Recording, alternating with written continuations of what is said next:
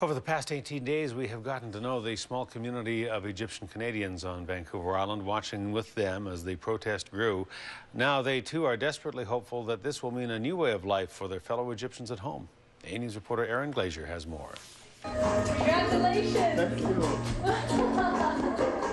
you. Victoria shop owner Khaled El Mawardi has been waiting for this day since he was a young man. They've done it.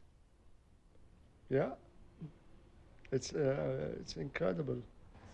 Born under Hosni Mubarak's oppressive rule, he immigrated to Canada in 1994 in search of a better life. And with today's announcement, he hopes people in Egypt and his family there can look forward to a brighter future. You cannot rule somebody who does not want you to rule. And not somebody, it's 80 million people do not want you.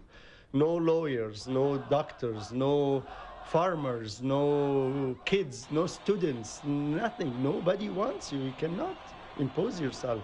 And what drove the Egyptian people to protest for 18 days straight, challenging Mubarak's 30-year reign, what some say was growing disparity between the rich and poor? Certainly, a radical political change seems to be a necessary step to helping to develop some radical socioeconomic changes in Egyptian society. And as thousands streamed into the streets celebrating the beginning of that transition, Khaled's sister and 80-year-old mother were among them, happy to leave their house for the first time in more than 2 weeks.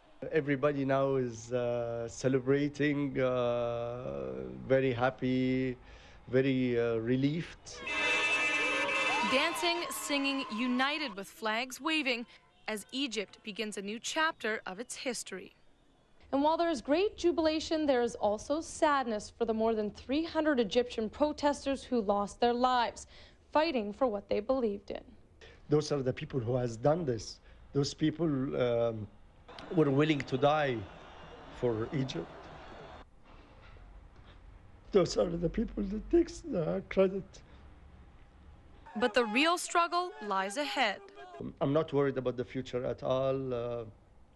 Everybody in Egypt is united. Still savoring an unprecedented victory, the Egyptian people await free elections for the first time in the history of their country. In Victoria, Aaron Glazier, A News.